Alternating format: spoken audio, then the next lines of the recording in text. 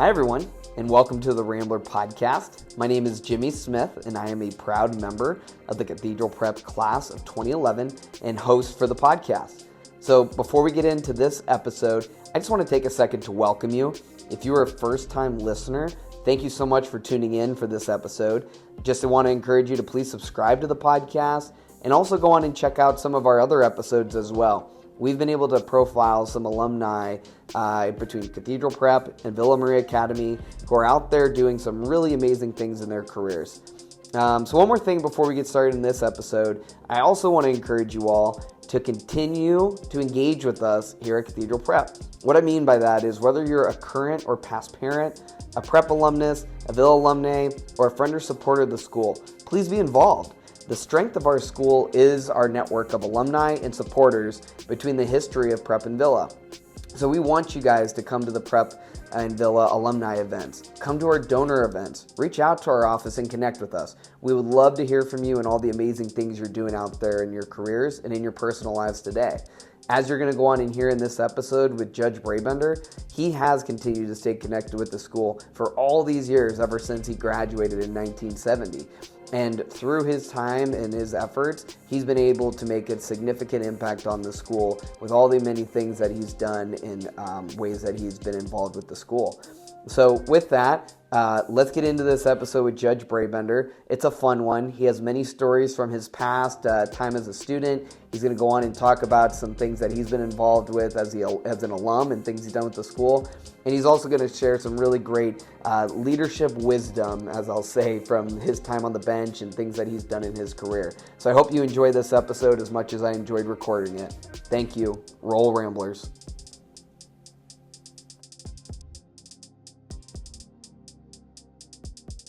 Hey everyone, my name is Jimmy Smith and welcome to episode number 68 of the Rambler Podcast, where we are passionate about sharing what makes Cathedral Prep the standard of excellence. Today, we are thrilled to have Judge Dan Brabender Jr. on as a guest. Judge Brabender is a 1970 graduate of Cathedral Prep, and while at Prep, Dan was involved in many activities, including forensics, student council, and being a 3-time class officer. He was also captain of the wrestling team in the 1969-70 season. Dan went on to the University of Dayton, graduating with a bachelor's in political science in 1974. He stayed there for law school as well, graduating from the University of Dayton School of Law in 1978. At Dayton, Dan wrestled, he played rugby, and was in student congress and was a member of Chi Sigma Alpha fraternity. Dan was sworn into the bar on October 11th, 1978, and he became a partner in the law firm of Carney, Good, Brabender, and Walsh for 31 years and was admitted to all courts in the Commonwealth of Pennsylvania and state of Ohio, United States District Courts for the Western District of Pennsylvania and Northern District of Ohio, and the Third Circuit for the United States Court of Appeals. He was also a member of the Erie County, Pennsylvania and American Bar Associations, Phi Delta Phi Legal Fraternity, and the University of Dayton School of Law Alumni Board of Trustees. Dan practiced in real estate, wills, and estates, bankruptcy, and criminal law, and was a veteran of approximately 100 jury trials. Dan was elected judge of the Erie County Court of Common Pleas on November 3rd of 2009, winning both Democratic and Republican nominations in a 9-person race. He won a retentive vote in November 2019, garnering a 94% yes vote approval. Dan is past president of the Sierra Club of Erie, past member of the Villa Maria Elementary Board of Directors, a past president of the Cathedral Prep Alumni Association, and past chairman of the Cathedral Prep Advisory Board. He is the author of 5 regional bestsellers that some of us we've probably heard of, titled Ramblers, The History of Cathedral Prep Football, 1924 to 1999. Then he had that championship season, the story of the 2000 Cathedral Prep Ramblers, which is one of my favorite ones I've read of yours, and Cathedral Prep Basketball Chronicles, 1924 to 2017, Sports Heroes of the Erie School District, 125 profiles, and he also authored Erie's Sensational Murder Trials, Erie's #1 best-selling book in the years 2022 and 2023. So Prep has bestowed many honors on Dan, including Alumnus of the Year in 2000, President's Hall of Fame in 2008, and Athletic Hall of Fame in 2013, And then in addition to those, in 2019, Dan was inducted into the Metro Erie chapter of the Pennsylvania Sports Hall of Fame. He has two beautiful daughters, Alexis Jane, who's 24, a 2023 graduate of the Fashion Institute of Technology in New York City, and Rachel Mary, 22, who attended the University of Dayton. Both are now working. Lexi's in New York City and Rachel in Erie. Dan lives in the city of Erie, is a member of St. George Parish, and attempts to be a daily communicant. Dan, quite the impressive background and resume, sir. Well, I think that just says how old I am, actually. To be able to do all those things puts me up there in the years. That's what I would say. I tell you what, one of the things I enjoy doing for our listeners is reading those bios and those backgrounds, because people who may know of you might not know all the extent of what you've been able to do, and others who maybe have just heard your name or maybe not, they get a little sense of who you are, what you've been able to accomplish. And what I love here is to see all the different ways you've kept yourself connected to the community and obviously the prep community as well. Yes, thank you very much. And during the bio, I was joking about, or not joking, but saying my favorite book, the story of the 2000 Ramblers. I was young when I first read that book. It was probably the first real book. You know, you had those little picture books as a kid, but that book was probably the first real book I actually read when I was growing up. Well, that's why I wrote a book like that, so people would have those enjoyments and those memories, you know what I mean? Yeah, absolutely. I had Ed Hinkle on a podcast episode a couple months back, and I was talking to him about that book as well, and he's like, I got a copy in my office here at work. And I still think he's Erie's greatest all-around high school football player to this day. Wow.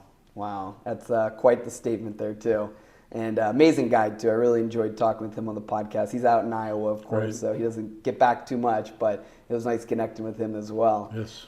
But, you know, talking about connections and, kind of starting off from the beginning, I'd like to start off this episode by kind of asking you about your journey with prep. You know, how'd you even decide to go to prep back then, and what was that decision process like? I went to St. George grade school for 8 years, and when it came time for me to select a high school, to choose a high school, my dad informed me that I had one choice, and that was Cathedral Prep.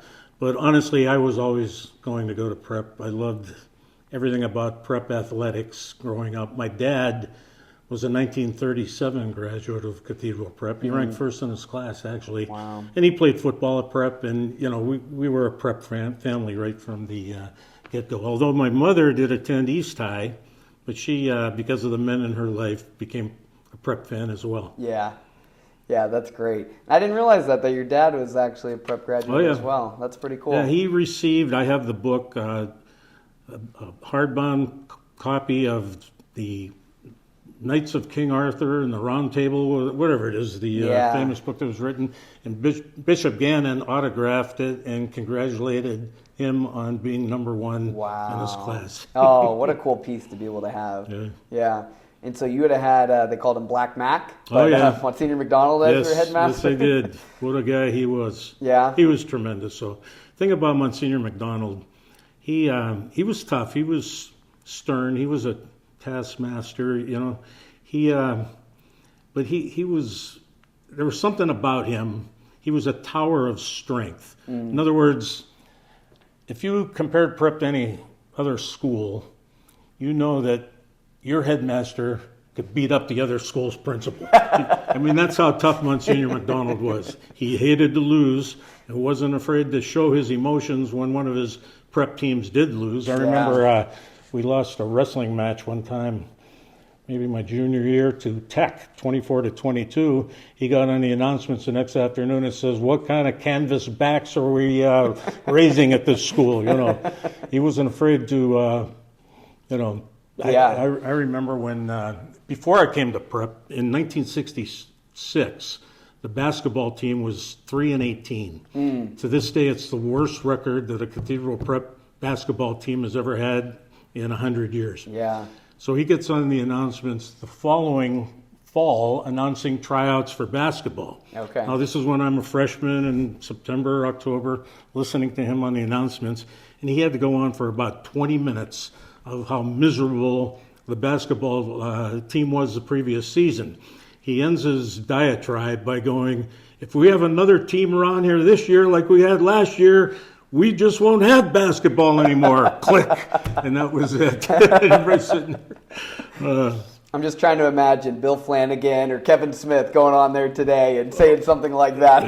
Well, Red Murray was a basketball coach, and he must have been crawling up into the ball after listening to that. Yeah. And he was a really good guy, actually. But it sounds like they turned it around. That was the worst record in the school's history. Well, 2 years later, Prep was state champs. There you go. Yeah.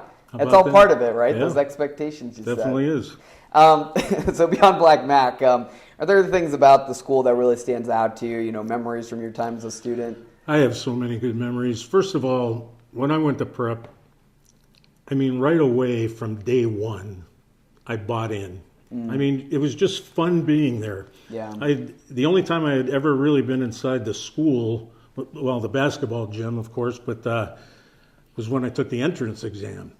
But I get down to Prep, and there's all these kids from everywhere, every neighborhood, and the neighborhoods were identified by your parish. He's from St. John's, he's from St. Hedwig's, he's from Sacred Heart. That's how you knew a person, and you knew those people because of the parishes that they were from. Sure. If you know what I mean. Yeah.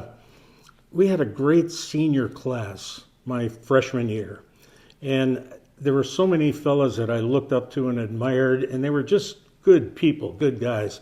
And of course, the rallies were spectacular. Now, we had 362 in my class to start with, and I think there were about 1,350 boys crammed into the auditorium, which only seated 1,000 at the time.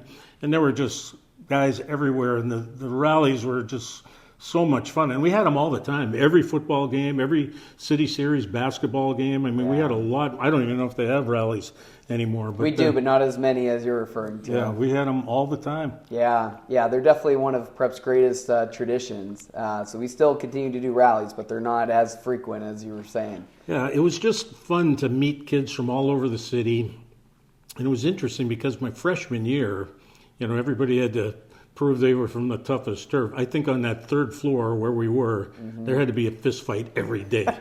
I don't think anybody got too seriously hurt, but every day there was a fight. Then by sophomore year, everybody was best pals. Yeah, the strong ones moved on, the other ones left. Yep. So that's usually how they weed the numbers. That's right.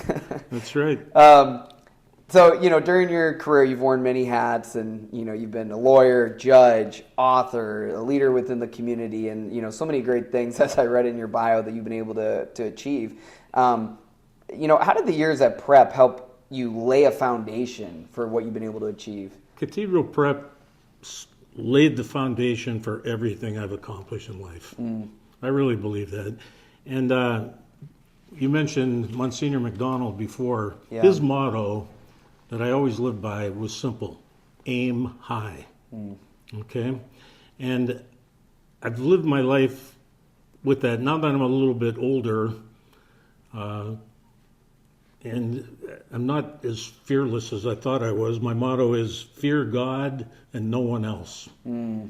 Okay? And but Monsignor McDonald, he was tough, but he wanted you to do your best. That's what he wanted. And he was, looking back, he was great. I'll never forget my senior year. We had a football rally before the East game. East ended up number 4 in the nation that season. And my Uncle Billy was the coach over there. But Rusty Tracy lived out on a farm way out on what they call Waterford Pike Road, Route 19. And we had a big bonfire rally, and all the Prep guys were out there, and all the girls from Villa and Merciers and St. Ben's were there. And afterwards, somebody got the bright idea. Now, this was on a Thursday night, which was a school night. Yep. Come on, let's go down and wake up Monsignor McDonald. So about 200 guys show up about, 11:30, maybe even close to midnight. And they're knocking on the door, and guys are thinking, guys, are we really doing the right thing here? Monsignor McDonald comes out, sees all the boys out there excited about the big game the following night. He had a smile on his face as wide as West 10th Street. Oh. And it was so emotional just to see that. It almost makes me cry sometimes, how cool that was. Yeah. Here we thought he'd be all upset with us, and what do you guys think you're doing? He thought it was great. That's great. And after, a few cheers or whatever was going on, Monsignor McDonald, he goes, all right, boys, go home now, get some rest, come back and beat the hell out of them tomorrow. You know what I mean? And I gave him about a 3-minute ovation Yeah. at that time. It was just a great thing to witness. Oh, that is so cool. And for people listening who don't understand, when you're on Cathedral Prep on 10th Street and you see on the Myrtle side, there's the science wing, there's this house that's there, and then there's the auditorium. That house is where my office is today. That's our advancement offices where we have our offices now. But that has been the headmaster's house previously. It's where Father Jabo lived. It's where the headmasters before him and Dollinger, and this is the one, Monsignor McDonald, that you're referring to, that story. That's the house we had to wake him up at. And the reason we had a bonfire way out at the Tracy farm was because for the 2 previous seasons, we had bonfires in the parking lot at 10th and Sassafras, kitty corner from the cathedral. Yeah. And the fire trucks would come and put them out, and then they finally warned us, no bonfires at that location. So that's why we had to move it way out to the country. You guys got it done, though, right? Yeah. But just the dances and the proms, I don't even know if they have all that stuff there. There was always a press dance. And, back then, there was something for high school kids to do all the time, aside from your studies and if you competed in sports, the practices, etc. I mean, almost every Friday night, if there wasn't a football game, there was a mixer, a dance where you didn't have to bring a date, but there'd be one at Prep, and the next week at Mercier's, the week after that at St. Ben's, the week after that at Villa, and back to Prep. Those were the Friday nights. And then Saturday night, Wyco was a great thing. That was a dance that they held every Saturday night at the downtown Y, which was close to Prep, of course. Yeah. And during the summertime, it was every other Saturday night. But it just seems that there were so many things to do. And in the summertime, if it wasn't a Friday or Saturday night where there was a dance, or maybe during the week, then you hung out at McDonald's up on Peach Street. And any night there'd be 250 high school kids there, and it was just a great socializing event as well. That's cool. It sounds a lot like the brotherhood, right? Those relationships you're able to form while your time at Prep, the studying, the athletics, but also the social. Like, you bought into all 3 phases of being well-rounded in terms of being a part of Prep. Yeah, I was all Prep right from the beginning. Yeah. I really was. And you mentioned brotherhood. I mean, I am still great friends with so many Prepsters, not even ones that are just my classmates, others as well. Yeah. And just this morning, we were exchanging emails with about 10 of the kids from my class of 70. They want to have a little Christmas FaceTime next week at 6:30 p.m. some night, and everybody's like, I'm in. That's cool. Yeah. Yeah, those are special times, being able to connect with your classmates and do that. Definitely is, yeah. So many long-lasting friendships. And the thing that's great about Prep is no matter where you are, if there are 3, sometimes maybe just 2 Prep graduates, the conversation always eventually turns to Cathedral Prep. That's exactly no matter right. where you are, no matter who it is, you don't have to be from the same class. You get 3 guys there together in a group of 20 people, the conversation will turn to Cathedral Prep. Well, the funny thing is, you mentioned that just this past Saturday, my wife Amber and I, we go to this Christmas party. We end up sitting down next to, was it Gary and Lisa Natupsky? Okay. So me and Gary started talking, and Prep, of course, comes up in conversation, and here we go, sharing all our Prep stories. Yep. Well, the guys have such great memories from Prep. The spirit at Prep is something to behold. And high schools are important in Erie, and sometimes I've tried to analyze why that might be the case. Say St. Ignatius in Cleveland, great school, no doubt about it. But in Cleveland, you also have the Browns and the Guardians and the Cavaliers and a ton of other things going on. In Erie, high school sports was the thing. You know what I mean? Yeah, and, that makes sense. Yeah, just a lot of spirit, a lot of fun, the rallies, the games, can't beat it. Well, and obviously you've continued your being sold into the Prep culture through your years. One of the things I wanted to talk about was you being president of the Alumni Association, and you were chairman of the advisory board. Can you talk about why it was important for you to continue to be involved in Prep, but not just coming to the games and talking about Prep and the stories, but really starting to contribute, to give back to the school in those ways? I wanted to get others involved with the greatness of what Prep really is. And a lot of times if people are not prompted, or it's, their kids aren't going to Prep or something like that, they might lose touch.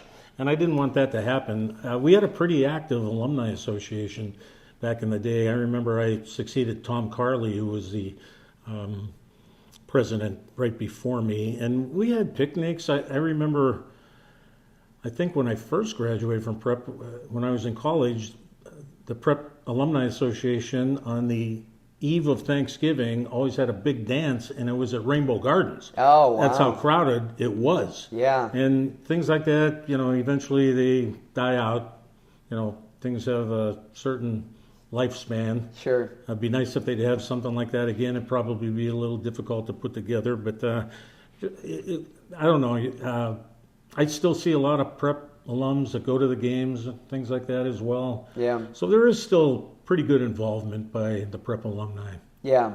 Yeah, I would say so. And, sitting on my side of things, doing advancement work and whatnot, and being involved with the alumni side of things, donors, the whole gambit, there's definitely those that are stepping up and saying, they want to be a part of it. We, of course, have people who have been loyal for many years, and it's good to see new faces starting to come forward as well through the years that I've been involved now. So, yeah, it's a good thing. It's a good thing to have our alumni part of it, helping shape the vision of the future. And we want the input from our alumni as well on both prep and Villa. Yeah, and you know that the alumni from other schools, they look at what goes on at prep, and with prep kids and how the conversation has to turn to prep, they're so jealous. Oh, yeah. Yep. So jealous. That's exactly right. Yeah. And one of the fun things about your involvement with prep has been, you being the author of these books. I mean, I just want our listeners to, again, understand those books we're referencing. I mean, when you go to our Spirit store, any of the local bookstores, and you see those very large books about prep football history, basketball history, those were written by you. Those were things that projects you took on, you put together. It wasn't the school who did it. It was Dan Brabender who did that. So can you share with our listeners, and I know I asked you this a few years ago, you and I, when we got lunch together, but can you share with our listeners how this even came to your mind as a project you wanted to start, and kind of what the process was like in terms of putting this together? Well, I always went to the prep football games. I enjoyed following prep even when I was out of town in Dayton. Always like to see what they're doing, football, basketball, wrestling, whatever the sport may be. And I think it was sometime in the mid-'80s, in a newspaper article, Gary Dance was a great running back for prep in the mid-'80s, and he had something like 1,600 yards rushing for the year, and they were wondering if that was a prep record. And I thought to myself, why wouldn't they know that? And then maybe a year or two before that, Craig DeMarco caught a touchdown pass for 96 yards, and they were wondering if that was a prep record, And I'm thinking, that's not right. Somebody should get these records straightened out. And I knew my dad played football for prep back in the 30s under Father Conway, Walter Conway, who was Vince Lombardi before anybody ever heard of Vince Lombardi. But and I noticed in the football programs, prep only started its history. They would list the yearly records starting in 1944 when the new school was built. Right.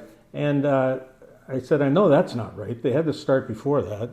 So it was happenstance that I went to the library and started looking at some old newspapers.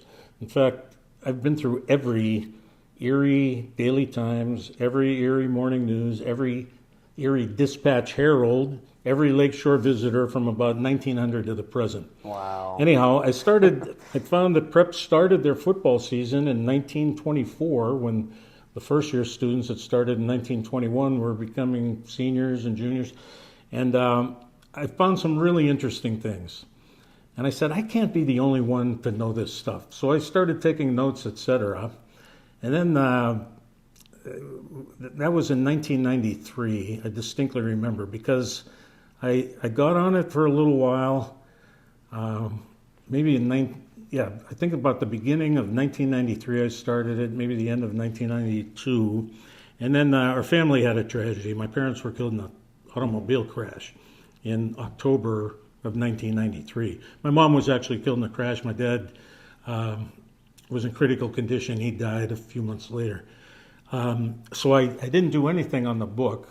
Yeah. And I needed something after that to occupy my time. Yeah. So it's about a month after that, I said, I'll go down to the Mercier's College Library and maybe start looking at some microfilms. And son of a gun, I was looking at the 1935 season, and they beat Albion 28-0 at the Erie Stadium in a Saturday morning game, because the bigger schools like Easton Academy and Vincent would get the Saturday night games. Yeah. Anyhow, now my dad, he was a lineman. He wasn't a star, but it was his junior year. He was the first sub in the game for prep. They would list all the subs in order of appearance. Yeah. And I'm thinking, son of a gun, all these years, and we never discussed that. And now I'm doing a history of Cathedral Prep football, and how I wish I could talk to him about that game. Yeah. So I tell people time and again, talk to your parents, learn these things, especially a guy like you. Everything that your dad accomplished in athletics, don't be afraid to have him give you real details. You know what I mean? Yeah. And I'm thinking, how stupid was I when I had all these years, all this time to discuss this, and I never did. Right. And now I'm writing the history of prep football, and I don't have that information. But anyhow, I worked real hard on that. It took me, I think, 6.5 years, actually, to finish the book. It came out in the fall of 2000, which was actually the year prep finally won the state championship. So that's why I had to write the supplement, which was only 100-some pages. Yeah. But in the process of writing the first book, I worked on it so hard, and I'm about 3/4 of the way done with it, and I'm thinking people are going to think I'm crazy. This is too much. It's too big. And but it was too late to turn back. Yeah. I had to forge ahead. And as it turned out, the size of the book, I think it was 929 pages, became part of the charm of it. It's like a tabletop book, and I tell people when you're done with it, it makes a nice doorstop too. But the basketball book actually took me 13 years because there were so many more games and so many teams. And in basketball and football, I mean, I analyzed every single game. I don't care who they played. I don't care if they played Union City or they played St. Ignatius. You know what I mean? Every game got the same attention from me as to what happened. Yeah.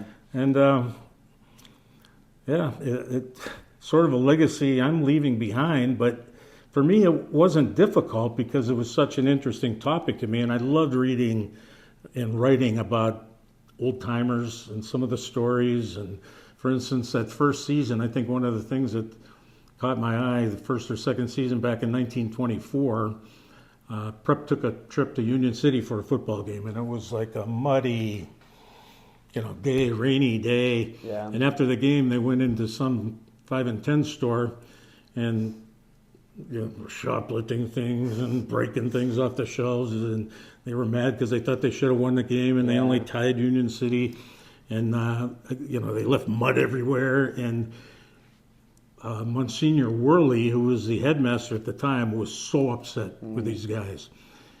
He had to drive all the way. That was a long trip out to Union City and pay for everything that they took and damaged, etc. And the epilogue of the story is this: Prep took 20 guys to that football game. 5 of them ended up becoming Roman Catholic priests. 5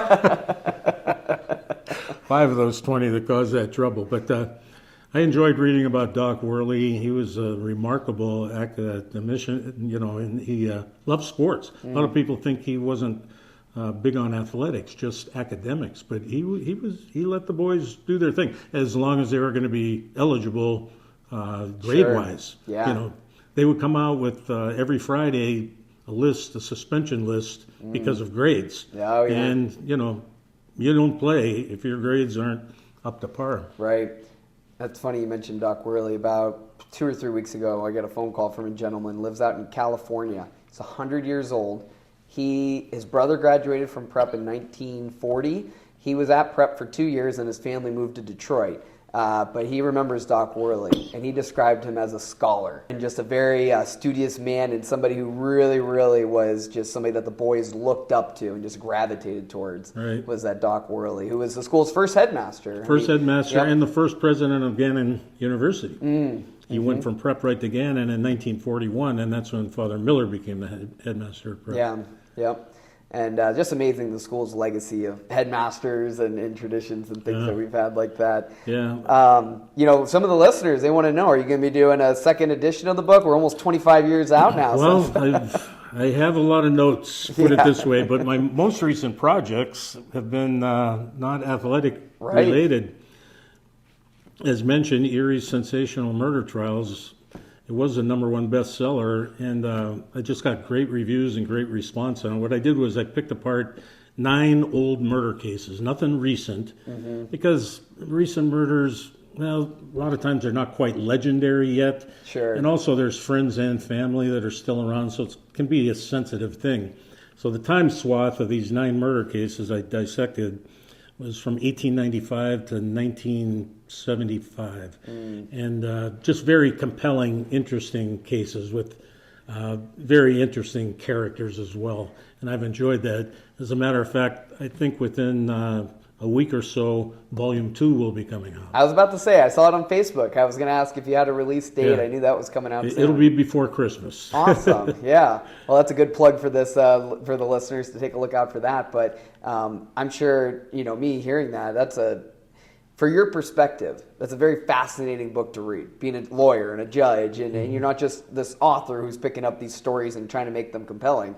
You actually have the experience and knowledge as to what makes these cases fascinating. That was part of my marketing tool. These are fascinating murder cases.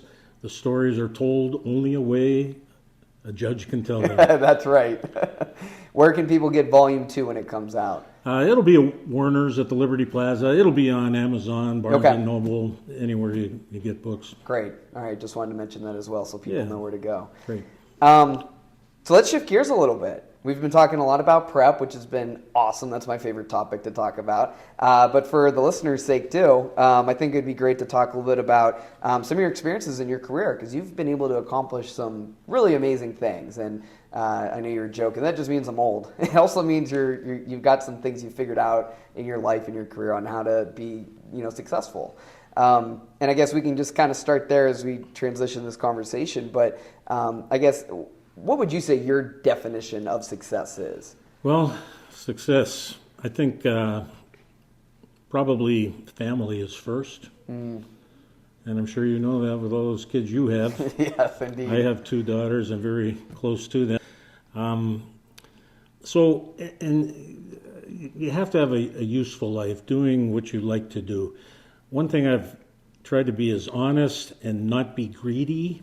And I give that advice. In fact, just this morning we had 10 new lawyers sworn in to the Bar Association, and they asked me if I had any advice for them, and I simply said, practice law by that oath that you just did take.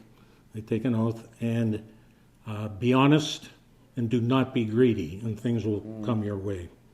You know what I mean? Yeah. And work hard as well. I mean, success, how do you define success? I guess success is just if you're happy in what you're doing.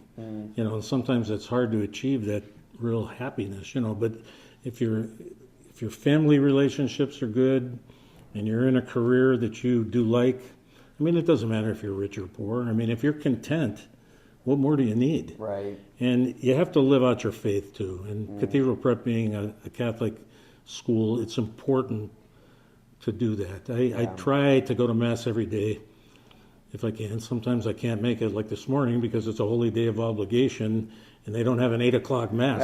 They would not have one, but they have it at 9 o'clock for the kids at school. Yeah. But all those things are important. It's hard to define success because it's something within somebody's own personal meaning of what they mean for success, Yeah, that makes sense. To your point, it's not just aspiring for the house and the cars and all the money. Success is much deeper than that meaning. Yeah, the older you get, you realize how unimportant those things are. Yeah, exactly. Like you were talking about family and kids. Absolutely. I can tell you a successful day for me is being with my family and being able to love them. And I'm sure there's tough days too. It's not easy. Oh, yeah. It is not Sometimes easy. Success is just getting them to bed. Yeah, but you got to be tough. You got to be a prepster. You got to be tough and work your way through it. You know what I mean? That's right. That was sort of the way Monsignor McDonald was, Darn it all, be tough. Yeah. Okay? And if a kid wasn't tough, I remember a kid lost his wallet or something, and somebody found it and turned it into the main office, and he told the fellow, well, you can pick up your purse after school today.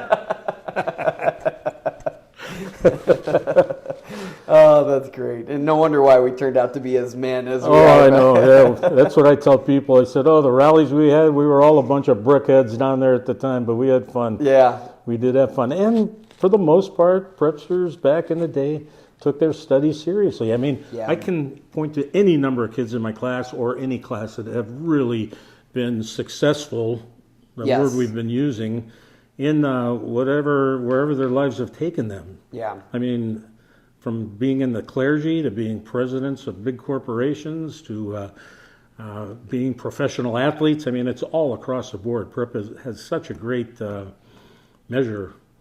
Yeah, and don't get us wrong, when we talk about toughness, it's not just physical, it's mental toughness, right? I would say yes. Mental fortitude to be able to go on and achieve the things that we aspire to do. In fact, just being a wrestler, too, at Prep, that has helped me. I mean, it helped me get through law school. You know, you have to bear down and do the work, you know. Only you can do it. There's nobody to hand the ball off to or to block for you, you know what I mean? Right. And I think if you ask any wrestler, they'll tell you that same thing.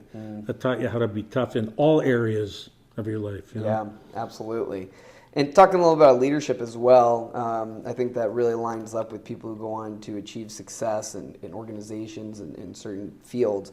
When you think about leadership, what are some of the most important qualities that you would assess to being a leader that achieves success? Wow. Well, if you're going to be a leader of whatever it may be, an organization, a group of people, you have to know your subject well. You have to know what you are doing. And if you do, you can be a leader. Some people are born to lead, others are not, and they're content with that. But Prep has a history of leadership in the community, business, athletics, just like I mentioned. That's another thing that's kind of hard to define. It's sort of a personal thing, you know. Yeah. Do you want to be a leader? I have the ability and the know-how to be a leader of this or that, whatever it may be, or just generally speaking in the community. You can be a leader by being honest and just doing the right things for people. Yeah. You know. Yeah. Leadership is definitely a multifaceted attribute that you have to take on to be able to be the person who can lead an organization to success, but you also have to do all the things you were just talking about as well. Yeah. Right. Like for instance, I don't know, I'll pick one thing. I was president of the Erie Area Soccer Association for 9 years. The adult soccer leagues, which I'm not even sure exist anymore, but I ran the men's and the women's leagues for 9 years. I knew I had to take that leadership responsibility on because nobody else would do it. But I had the ability to do it. I was interested in the subject enough to do it, and I did it. Right. And to this day, old-timers come up to me and say, you know, adult soccer has never been the same since you stopped running that league. You know what I mean? Yeah. But that's the way it goes sometimes. Yeah, absolutely. And I've seen that as well. You know, outside of just the intangibles of leadership, knowledge of a particular subject area is crucial and critical to be a success in the chosen field that you're in. You know, one of the things that I think would be great if you could touch on a little bit too, this kind of ties in with leadership, but the question is around decisiveness with empathy when making tough decisions. You know, someone in your seat, gosh, you're seeing all these cases, meeting all these people. You have to hear these sides of the stories and try to have empathy for people while also being able to lean back on the facts of the matter and whatnot. I guess, what advice would you have for us sitting here in our workplaces and how we deal with family and friends and coworkers and navigate tough conversations and decisions? Well, I think empathy is really important. And you have to blend being tough with being empathetic towards people. If you'd have been here earlier in my court appearance this morning, very tough case where a guy was charged with aggravated assault. He shot a guy. He didn't kill him, but he shot him from a vehicle. And right away you think, well, that's a guy I can send away for years upon years, right? But then you find out the backstory. The guy he shot was molesting his 13-year-old daughter. And he knew about it before, and he asked the fellow, you know, quit doing this. And the guy didn't stop. I'm kind of giving you the Cliff Notes version here. And it was his 13-year-old daughter that this guy was violating all the way. And the guy ended up shooting him, which is not acceptable either. Right. So you have these competing interests, and You have to look at all of that. It's tough. I'm not going to tell you what sentence I gave the guy, but I think it was appropriate to send a message to the community that you can't take the law into your own hands and shoot somebody, no matter what that person's doing. But on the other hand, you have to understand the reasons behind it as well. And I mean, I hear cases like that every day, and it's tough. It's tough. But I feel like I was well prepared for it because I did practice for 31 years in a lot of different areas of the law. And as mentioned, about 100 jury trials. So I represented murderers, rapists, I mean, you name it. Yeah. And but I feel like probably my strength is I know people now, and I know the people of Erie County. You know what I mean? And experience means so much in life as well. In other words, tomorrow I should be a better judge than I am today. You know what I mean? Every day I should be better. And it's always a learning process as well. But you just have to work hard, take it seriously, have compassion for people. Yeah. I like to think that I do have a lot of compassion. In fact, we have a situation here at the courthouse. I'm in the trial division, and I probably handle 90% adult crime. When somebody's charged with a crime and they have their preliminary hearing and they're bound over to court, they're assigned a judge. Now, if you reach some type of plea agreement or you want to plead guilty, within 10 days of your arraignment, you can pick the judge that you want. I get them all.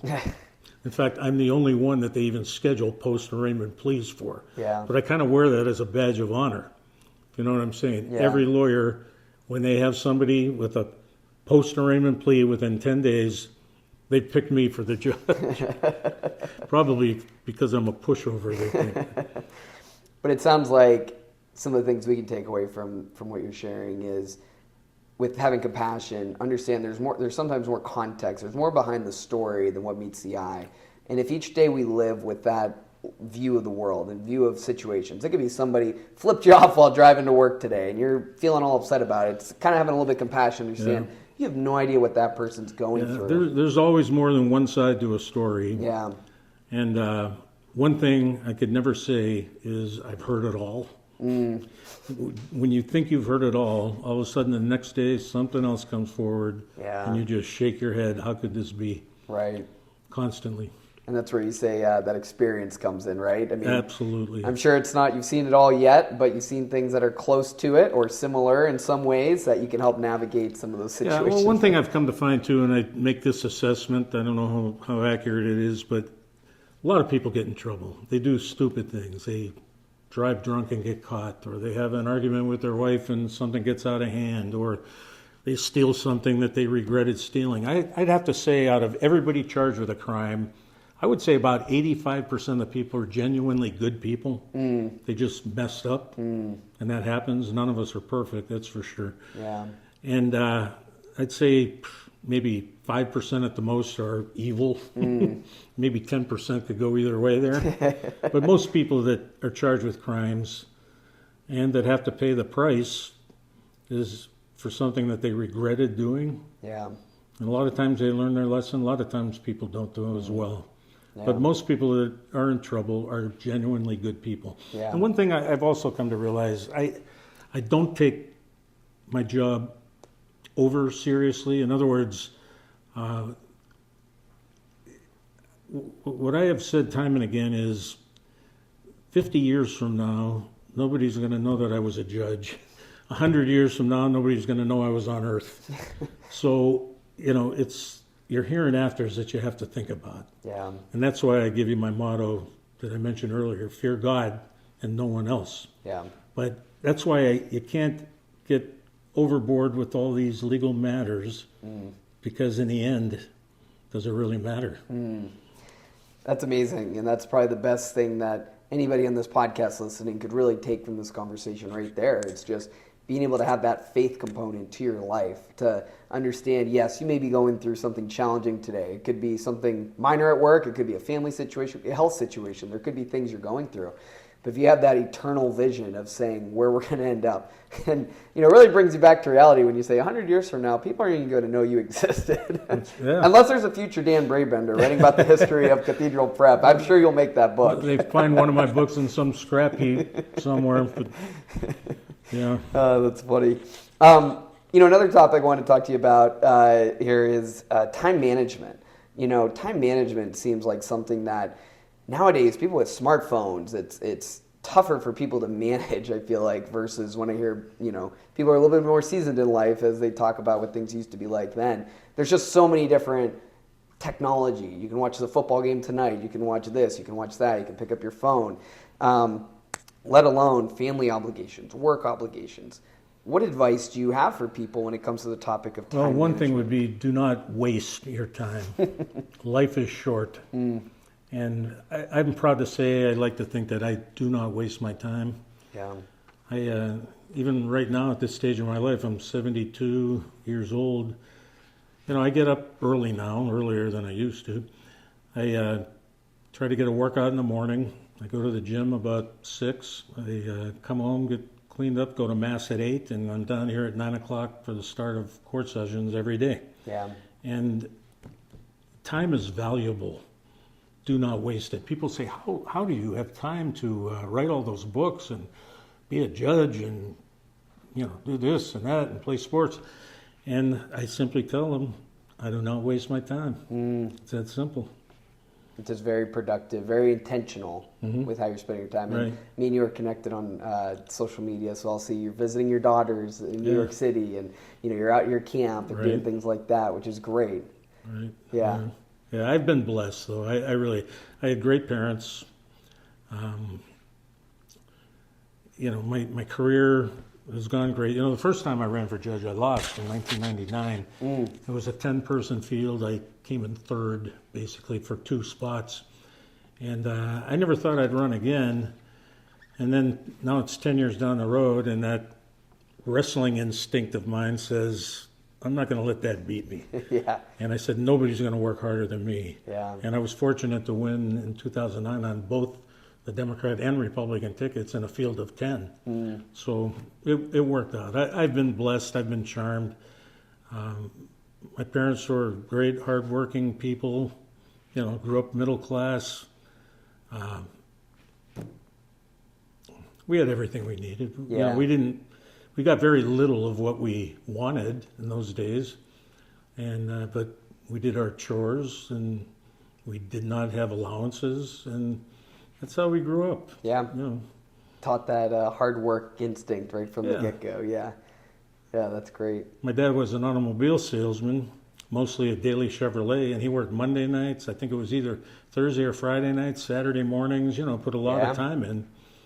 Things were a lot different back then, with these helicopter parents overseeing everything. I'll never forget my first day of school, first grade. We didn't have kindergarten in Mill Creek at the time. We had moved from the city out to Mill Creek, and then preschool wasn't even a concept back then. So now it's the first day of school, first grade, and it was like a half a day. And my mother dropped my sister and I. My sister, 5 years older than me, maybe 4 years older. She was about in 5th grade or something. Dropped us off in the morning. So now we're at class, the first half day of school, and school was over. And I thought that for some reason my mother was going to come back to pick me up. And so everybody's gone. Now it's about 12:30, and I'm the only one sitting there. And Sister Norberta says, what are you doing here? Go home. And I said, well, I was waiting for my mother. And so they called my mother and said, are you supposed to pick up your son? He's supposed to walk home. They started laughing, and she thought that was the funniest thing in the world. Oh, my why didn't you goodness. find your sister? And that was my first day of school. I mean, it was only 3 blocks. Yeah. But that would never happen today with a 6-year-old. Right. No. Never happened today. No. But that's the way it was back then. You know what I mean? And as far as athletics, I mean, I played basketball and football at St. George's.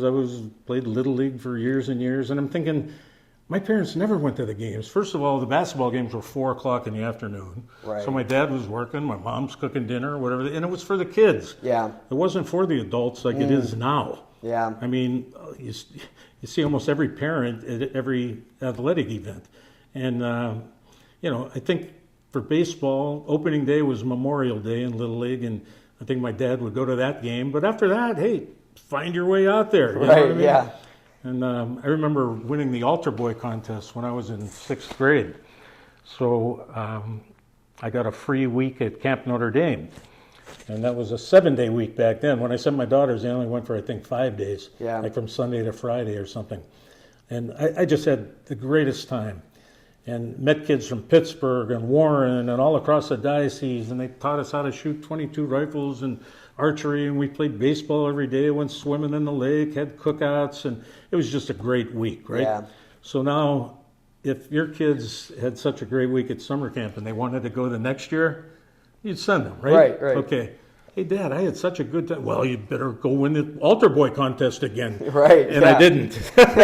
So that's the only week I got to stay at Camp Notre Dame. But, you learn valuable lessons that way as well. That's right. If you're going to make it, you make it on your own. Yeah.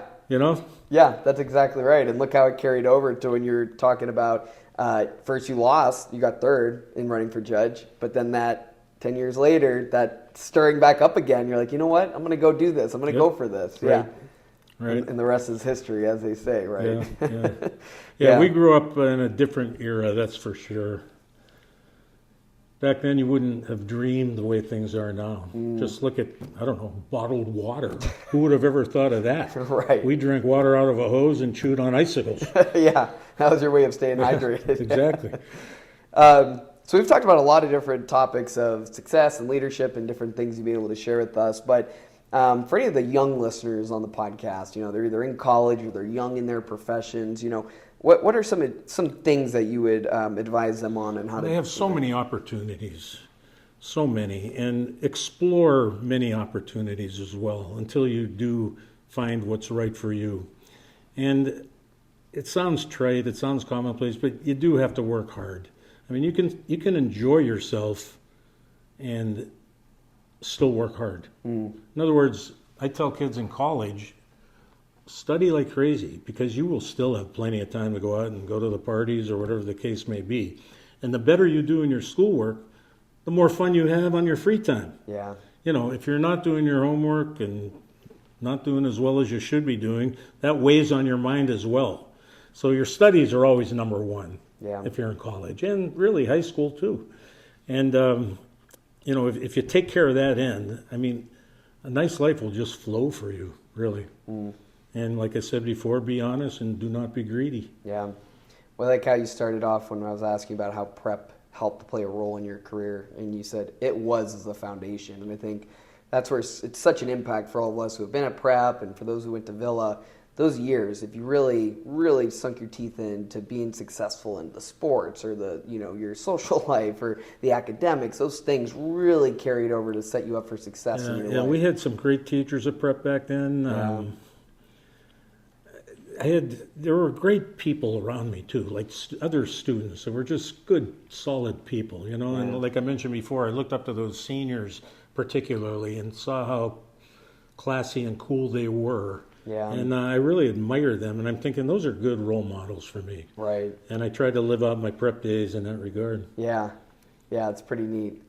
And I think a lot of us aspire to be like you nowadays, with all the things you've been able to do and achieve. I look at some guys like Wally Strasser was a neighbor, state champion wrestler. He was senior class president back then.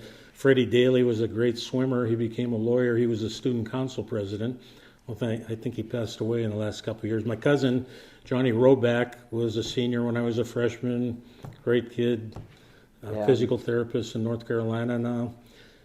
He was like a big brother to me. Yeah. And just, I could rattle off name after name after name, as well as my classmates. Yeah. Just this morning, keeping in touch with guys like Mark Junowitz, Louis Shalino, Jack Carlson.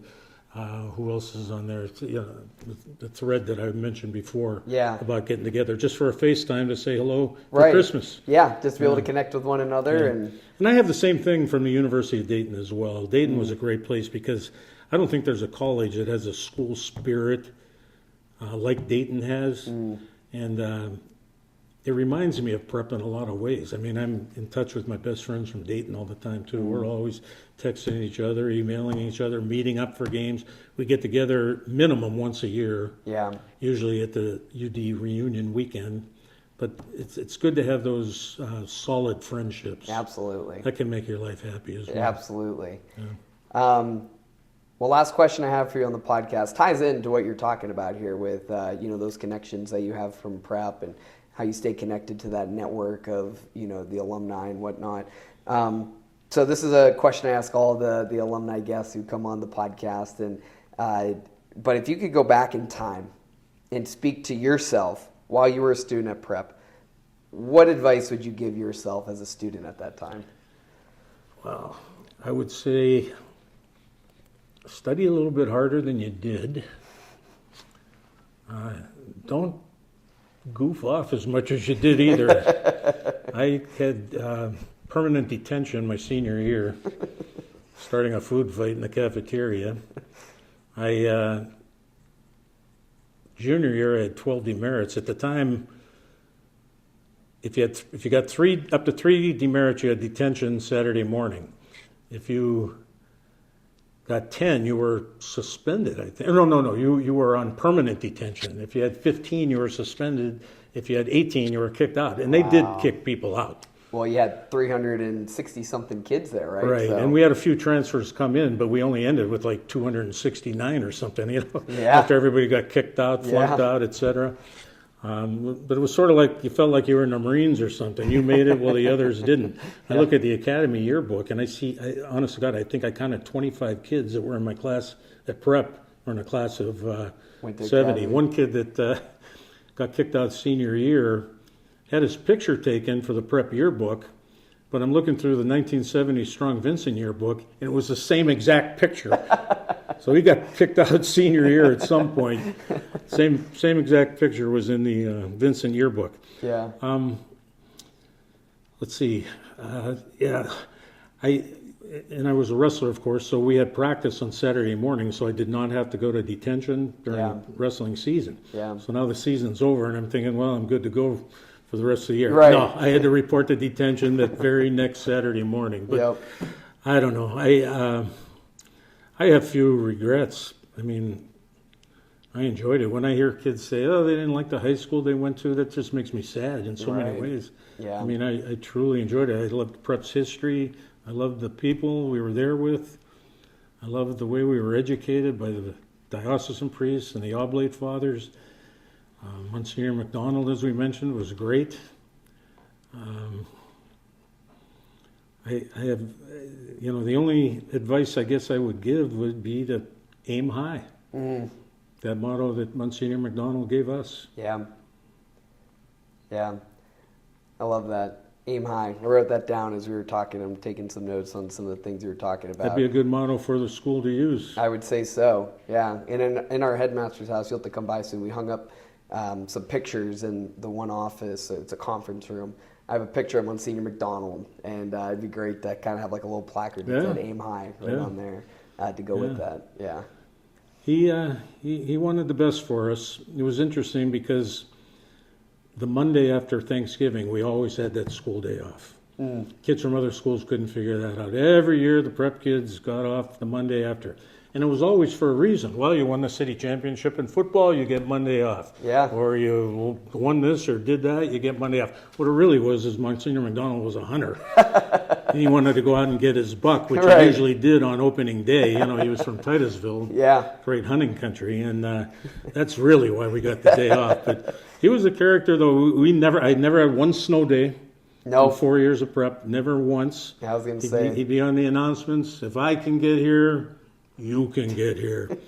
He lived like 10 feet from the front door. Correct, yeah.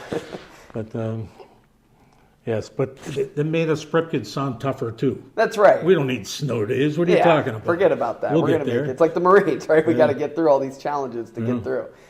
Well, this has been fun, Dan. I've really enjoyed being able to talk about the stories you've had from prep, share with the listeners about how you put together these incredible works of your books that you put together.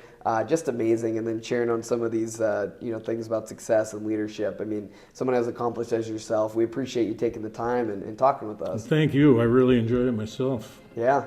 Roll Ramblers. Roll right? Ramblers, and we'll see you around at, I'm sure, a basketball game here soon. I'll be there. Yep, sounds good. Okay, good. Thanks, Thank Jimmy. you.